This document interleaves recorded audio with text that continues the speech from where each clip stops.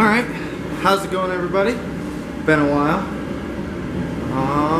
We got something new, kind of the same, but something new. We're gonna run this pretty similar to the last time I did the shell swap.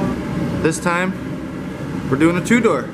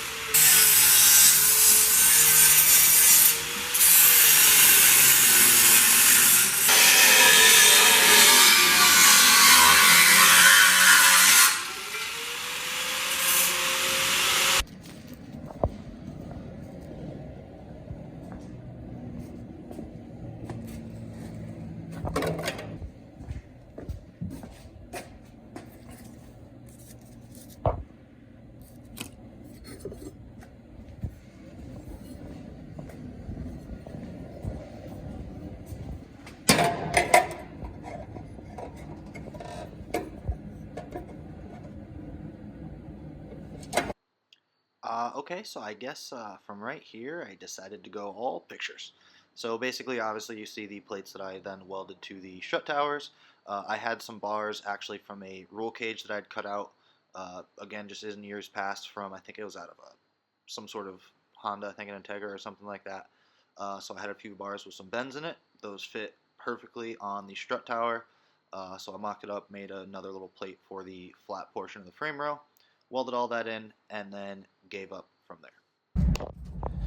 All right, so I've been on a little hiatus. Those of you that follow me on Instagram will know that. Haven't really been posting too much here, but I do have the white two-door over here.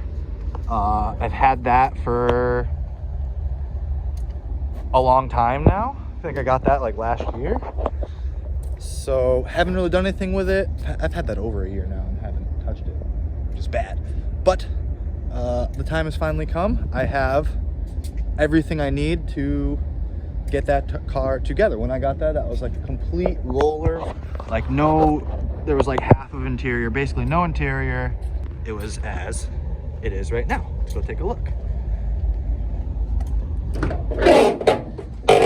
So there was seats in it, but they were like not done correctly at all, as you can see. I still gotta cut that out, forgot. That one, very cut interior. So got this as like strictly just a shell. Needs, as you can see, everything to put it back to its former glory. started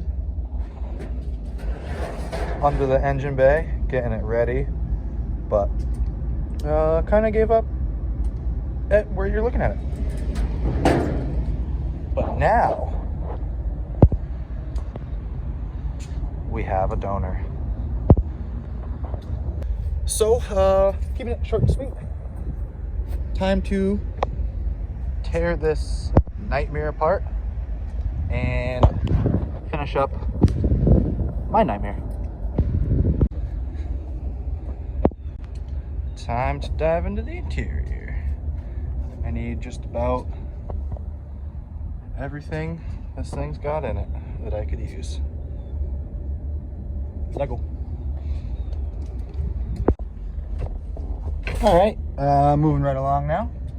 Door panels off. Got some gauges out already, a bunch of trim pieces. Basically just kind of going in here, hog wild with the old impact.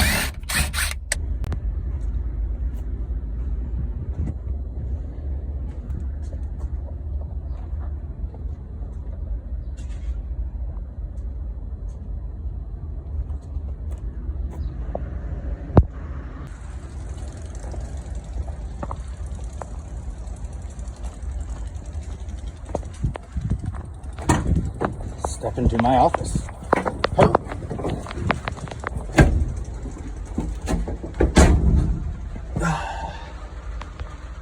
It's kind of peaceful in here with no interior and the rain going. But it has begun. Unfortunately though, God, I have the worst luck. Driver's side left front seat bolt missing the nut. You can see somebody's already had their way trying to get the seat out at one point. The right side looks like there has been some issuage there as well, so I'll probably have to knock that one off, put 2 new nuts on this thing before I weld it into the white car. And passenger side looks like the right side may be stripped as well. So like, shit, at this point, probably would have been better off just freaking putting a little piece of tube in there with some nuts welded onto that. But I have already begun. Okay, so skipped over a few things, pulling the interior out on this pink car here, pink B13. But here's where we're at. Interior is stripped, and I've begun hacking out what I need to patch into my white car over there.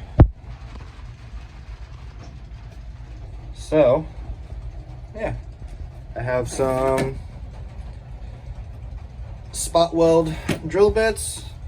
It's pretty hard to get in there with like the angle of this thing. I need like some like 3-inch long ones to really kind of get in there. But yeah, making it happen. All right, got the seat support off. Just about as intact as I could have ever hoped for. And now we're moving on to the rear inner quarter panels. Yes, I am going to be replacing these onto the white car, at least as best I can. The white car's chopped just about all the way up to the window line. So my plan is basically cut this. It's also chopped like halfway right in between there, which sucks because I love doing the B-pillar seatbelt mod. So I don't really want to be doing that if this whole area is compromised. So I will be replacing this panel as best I can into the white shell. So just slowly drilling out the spot welds here. You can see I already have the back half separated. Just got to drill out this line of spot welds in the front here, and then figure out what I want to do with it back here.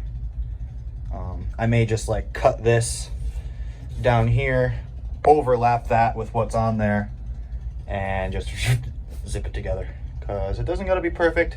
I have the interior panel for this, interior panel. And yeah, it'll hide all of the jankiness. But yeah, pretty stoked. I got this one popped free as best I can. I don't know what the heck is going on down here. That's not a spot weld. So I have to chop that out manually. Or I think like this whole section is good over on the white car. So maybe I just like Zeus whatever. But I thought it was funny. Like I just made that little clip saying how I wanted this structural part because I want to do the B-pillar seatbelt. I forgot it's missing on this side. So like this is really where all the girth is. There's support behind that, and that's really where all the B-pillar seatbelt mod stuff goes. So realistically, like this part doesn't matter so much as me beefing up this part, but I'll go show you why I gotta do this.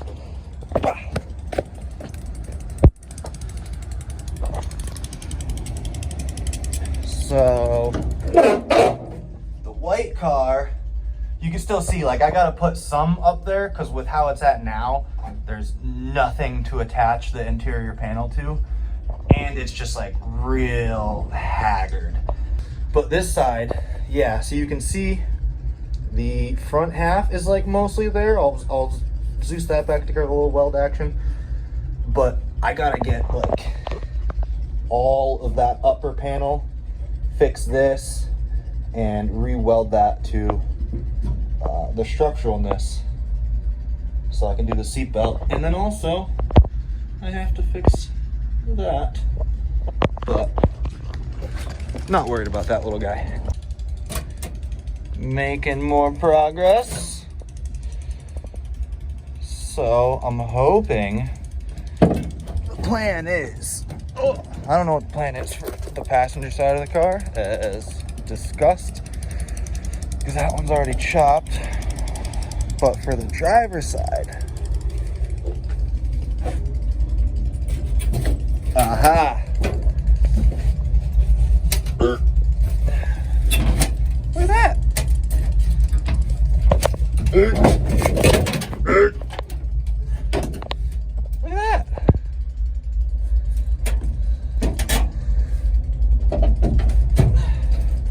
It's like it's a car again. So I gotta like trim that a little more. Yeah.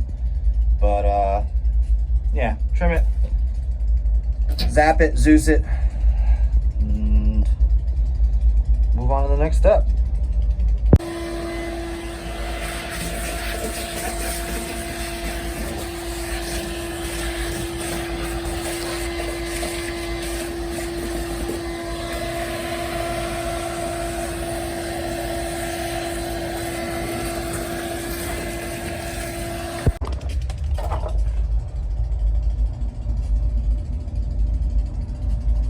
Yeah, time to zap it in. I should probably cover that rear window though.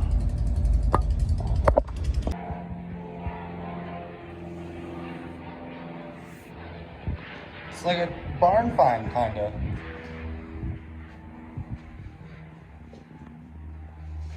But like just the dusty part.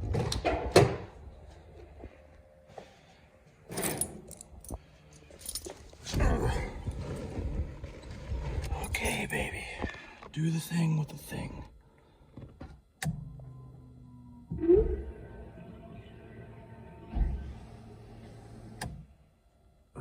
Did that sound like a leak to you guys? Nothing underneath? No, we good. Okay, I love this car. Neutralis. Engaged. I really don't remember what all these do. I know that was fan. All right. Okay. All right. I remember them all now. So Ooh, that clutch pedal's a bit light. Let's see if it does the thing with the thing.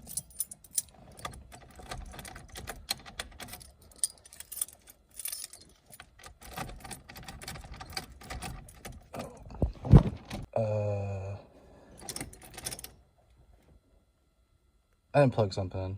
I always do this.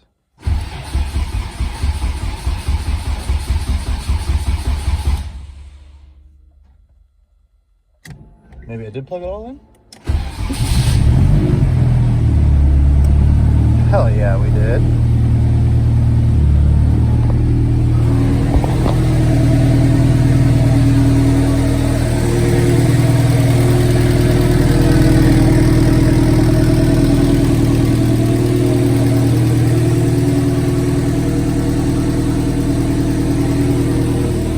Back in the garage again, and today I'm gonna do the reveal, even though it's not done, but I need to start posting some stuff.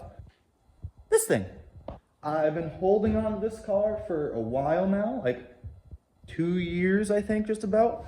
And I've gone back and forth on whether or not I should fix it or get rid of it, or fix it or get rid of it, like more times than I'm comfortable with. But the time has come and I'm just gonna do it. So like about a week ago, I picked up the pink car, picked that thing up, scrapped that thing down, tore it down, and basically that has everything I need to fix this hunk right here. And in the process of doing so, like I said, I've gone, like even before this, I've considered not fixing this car like a handful of times just because of like how, not that it's extremely like done, like it needs to be, you know, written off, but it's close to it if you don't love these things. Which you'll see some of the footage of like kind of where it was at with the engine bay and like some of the stuff that's been cut out of this car that I have to now go back and remedy. But I just can't let it go. I can't kill it. So let's do a quick run through of what's going on. So I'll have to just do a once over on that side and get it ready to be finished painted. Once I finish this side, which is about 50% complete, I got all of the seam sealer out. It's ready to go through and stitch weld. Because there's some things like that where the panels are just kind of like rusty.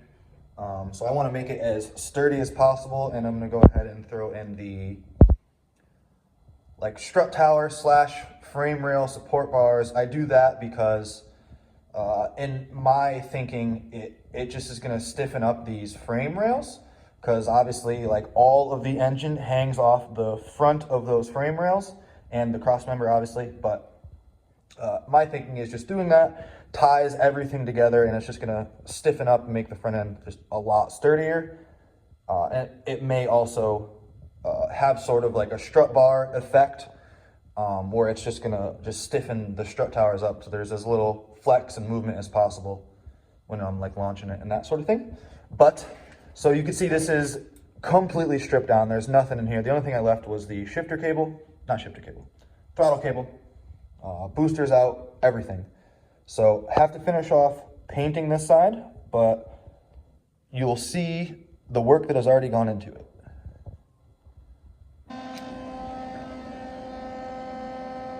Skipped a few steps, but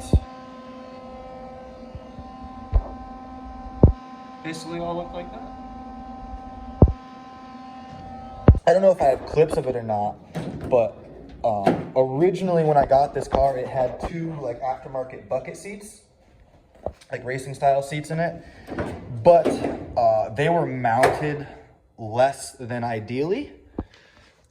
Whoever had mounted them just took like thick angle iron, which I have in my scrap bin over here still. So you could see they took this and just welded the crap out of it. Like, just welded it to this crossbar, like the factory seat location. but did it in a way that there was really no way of removing this without destroying that piece for the seats. So right off the rip, I cut that out, and like that's where it started to sink in, like, is this worth saving? Because it was going through my head, like, either I do what you can see I've already did, which is cut the piece out of another B13, sacrifice another shell, and, you know, save this one that way, or the other plan, which would have been putting like a full-blown cage in it with like crossbars and the whole nine, so that you could attach the seat straight to the like roll cage essentially. But that's not something I would have wanted to attempt myself. I'm comfortable, like I'll put just like a little weld into yourself roll bar in one of these things, but that extensive of a cage, wouldn't trust myself, and wasn't sure if I wanted to dive that much money into a shell that's this far gone rust wise and just has been cut up like that and like that. So it's pretty chopped up, pretty typical. Started, I already have that panel patched in over there. I need to finish it off like up on top a little bit, and just finalize the welding on that, and then I'll go through, throw some seam sealer on it, whatever, paint it, and call it good. Got this piece out, which I just last night welded in place, threw some seam sealer around it too. Have some additional holes and things to patch and all that sort of thing. But coming back here, you can see this is where kind of the bulk of what most recently made me decide to not do this thing for a little while. Because I had noticed there was a spot of rust on the windshield right here. You can see I repaired it. So I pulled the windshield out. I didn't pull the windshield out initially. I just pulled all the molding off the outside because I was hoping it wasn't so bad that it wasn't savable. I was hoping I could just pull the molding out, get in there with some thin sandpaper or whatever, sand it down, primer it, and like be good to go. But once I pulled the molding off, poked at it with a screwdriver for a second, and it basically went right through. Additionally, there was a ton of rust holes all along the bottom like seat for the rear window or whatever, and it was just all very pitted. So I also cut that piece out of the pink car and tossed it in. And there was a bunch of holes just from like water sitting and collecting in this thing from like sitting or whatever. But there was basically a big hole here. You can see I threw in a whole piece right here from the other car. There was a big hole right here. I had to cut it out. You might be able to see. Yeah, you can see a little bit on the bottom there. Like it was about that big. So cut out a little bit, replaced, you know, a larger area, whatever. I don't know. I have no clue what I'm doing with this bodywork stuff. I'm just like Frankenstein and stuff together. But and then you can also see a spider right here, which is pretty cool. Hey, bud. More seam sealer, more patches along this side. Coming down, and basically just went back around the seam where it started to split. So, yeah. I have this stuff, just seam sealer I picked up at like AutoZone or whatever. Gonna go through and finish sealing off all of what I did back there. And then I got this stuff, 3M window weld, which is exactly what it sounds like, window weld for putting in the rear window. And hopefully I should have this window in by the end of the week. But for now, yeah.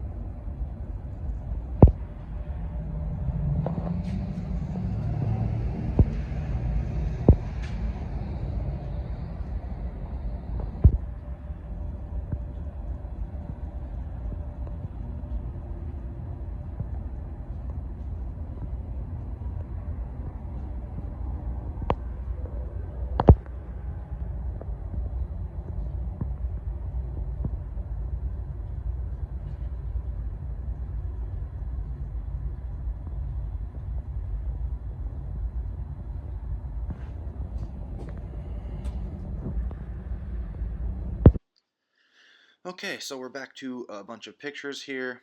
This is when kind of the project really went into full swing, and I basically just put the camera down and kind of went to work on getting things done. So I painted the roll cage, got the rest of the engine bay all finished up, got the other side mocked up there, uh, painted the cage black, brought the car back outside, taped it all off, painted the rest of the chassis, redid it just with some Rust-Oleum white, nothing special. Then the four-door finally blew up. I don't remember exactly what happened, but it left me on the side of the road. I had to go and grab it. There it is on the trailer behind the Tacoma, which, spoiler alert, I have a Tacoma now. I'll have to make a few videos on that in the future as well. There they are both together. And then I, after getting the engine out of the four-door, which there's some rust that I also found in the meantime, which was definitely a good reason for me getting the two-door situated, decided to, again, just went full-blown on the white car. So here's the engine bay. I painted the engine bay silver, started reassembling, started attacking a little bit more of the rust that was left on that car. Had to chop out the front radiator support. That was pretty rotted. So made a new one of those just with some more tube from the leftover roll cage material. Then started working on the intercooler support, bumper support sort of thing. There, that is all mocked up with the Suru front end on it. Started to look like a full car again, just about. Started working on the hard lines for the brakes, all new hard lines underneath the engine bay of the car, and then I have steel braided lines going to each rear wheel for the rear brakes. And I think here is a picture of it on the firewall. You can see those steel braided lines there. Uh, Full steel braided lines on each wheel in each corner. There's a picture of the cage once I started to get the interior back together with the seats. Uh, Went through, painted all of the suspension components, got nice fresh new bushings on all of those. Everything was looking pretty good, as you can see here. Repainted the traction bar setup that I made in years past, and everything was really starting to come together. Here's just some more miscellaneous pictures. Everything is just not super in order, just whatever I was taking pictures as I was working on stuff. And here's kind of just as I'm starting to get the interior a little bit more situated. Uh, got the carpet in there, got the seats in there. I did a little shifter extension on the shifter there, and then here is the new engine setup. Picked up a DET engine that I was going to use basically the full bottom end out of. My VET head, or my VE head rather, sorry, was still in good shape. Didn't really need to change anything there, except for, I'm not sure if this is when I went ahead and upgraded the valves again. Really don't remember, but here is the DET bottom end. You could see typical JDM, extremely gunky engine. So I went through, took all of the piston rings off, cleaned up all of the pistons, put them through the engine washer that I have at work, and then cleaned out all of the races for all of the piston rings, made sure that none of those had any chance of getting stuck, reassembled the whole engine. There it is, back in the car now, really starting to come together, getting the rest of the turbo setup on there, got the catch can in there, got the radiator in there, starting to get the intercooler piping reworked. I believe I did change some of that around at this point for the new setup, just to go around the new strut tower braces. Those were a little bit different. There it is. I got the four-fog front bumper on the car now. That was also a new addition to the new setup here, and the teardrop exit out the side. It used to just be the typical or just regular straight 3-inch exit out the fender there. I also redid the up pipe on the wastegate, got that looking a little bit better, a little bit cleaner of a teardrop on there. There it is, basically fully assembled now. Got it all together, got the headlights working. Wiring was going at this point, and I think this was right about when I did the first startup, because then the next couple of pictures are going to be once I got the car out in the sunlight for the first time after basically being fully rebuilt. And here is the first couple shots of it outside of the shop for the first time, which was a pretty big moment. And now I know I had the black trunk on at this point too, I just noticed. But I know I had pictures of the actual first startup, like me being super stoked of it in the shop. I know I have those on my Instagram, but I was trying to find them in my phone and on my Google Drive to no avail. So unfortunately, I guess that's kind of the only content for this video of the kind of first little bit of the car being done.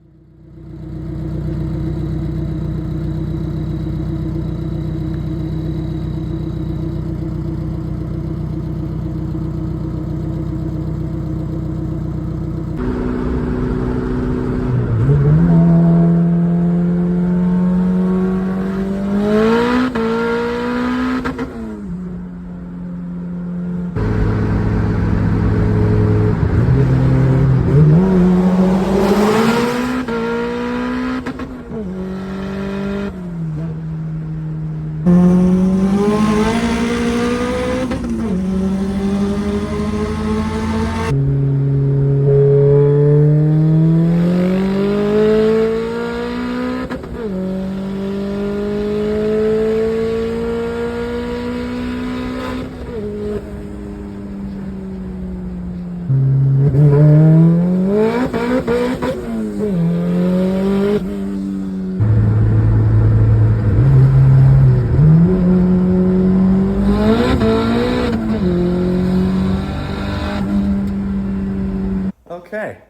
back to the present. Probably a lot of you are, there's probably a lot of questions going on right now. One of which I kind of was questioning myself. Why the hell didn't I just build the pink car? That was mostly together. All that really would have needed was to fix the dang rear quarters that were cut up. Why the hell didn't I fix the pink car? I don't know, boys. I'd had the white car already. I'd already started to do the engine bay on the white car. You'd seen, basically as soon as I got it, I dove into the engine bay, started doing the strut tower supports, and basically my heart was just attached to this car. I just felt like this car needed to live on. Additionally, a couple other things. There's a lot of footage that I obviously did not have, or that I missed, or that I just didn't take. So I basically had this thing on jack stands, full bare shell, fully stripped interior, no windows, suspension fully out, gas tank was out, fuel lines were all out, brake lines were all out. Every nut and bolt that held anything to this chassis was fully removed and put back together. So, I don't know, man. Where am I going with this? A couple other things that basically just as I was going through the video that I know I left out. So in the beginning of the video, you kind of saw me cutting apart the front end. I'm gonna flip the video around. You saw me cutting apart the front end. I did that because it looked pretty ugly from previous running intercooler piping through the chassis.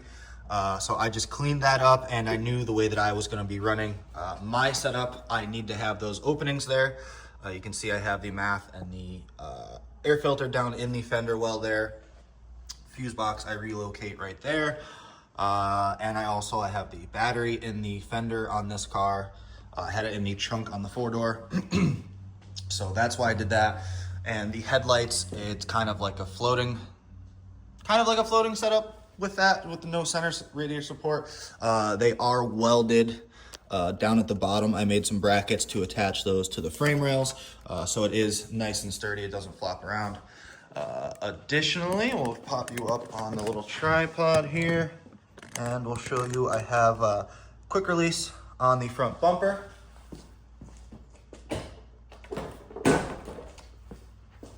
Which makes getting the bumper on and off absolutely a breeze. And I know I did just get a comment kind of asking how those are done. So there you can see from the fender, just a simple bracket coming off with a little tab there. And then off of the intercooler support, basically the same thing in the front. And here you can get a little better shot of the intercooler support that I had some pictures of me making, where I have the battery mounted, the battery box support thing. Still need to clean up some of the wiring in here, just kind of like go back through and take a day just shortening and zip tying all the wires back where I want them to be. There's the air filter down in the fender well, the rest of the relay box there. And yeah, oh, also now I have the proper 70V mount in the car. I used to always just use the B13 mount with the 70 series transmission. I finally, like last year, I think, went ahead and made the proper 70 series mount, which just triangulates the mounts, in my opinion, of the engine a lot better. You now have kind of the same facing mounts, and it seems to hold the engine in place a lot better. Another thing, when I mentioned when this all happened, when the 4-door blew up, I was kind of unsure, actually going back through that footage, what actually happened.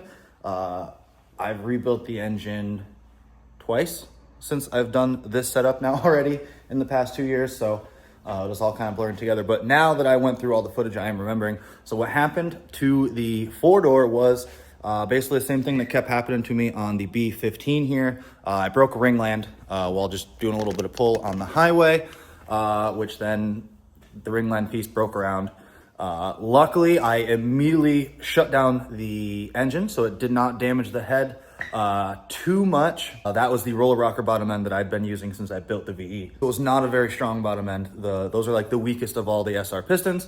So then I sourced the VE, or the DET rather, that I showed the clips of when I had both engines side by side, getting ready to swap everything over. So now it was the DET bottom end, so beefier rods, beefier pistons, a little bit lower compression than what I used to run, so safer to throw more boost at it, right? It was last summer. I still, all this time, had the adjustable cam gears, never did a bolt check. The bolts on the adjustable cam gears backed out, and while the car was idling here, it flunked the timing, like, I don't know which way, but locked the engine, bent all the valves, and basically I had to rebuild the whole head. So then I went ahead and that was my second round of doing SuperTech valves. When I first did the VE, I immediately put SuperTech valves in it, and then bent those, did it a second time. And then recently, if I can find the clip of it,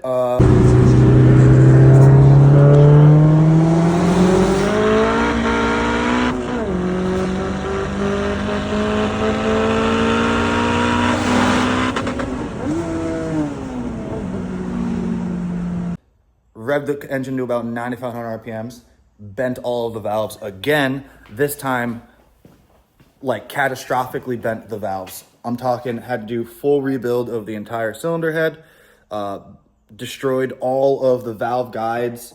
Every single valve was chucked. Got the pistons pretty good as well. Put a fat nick in each one of the pistons on the exhaust side.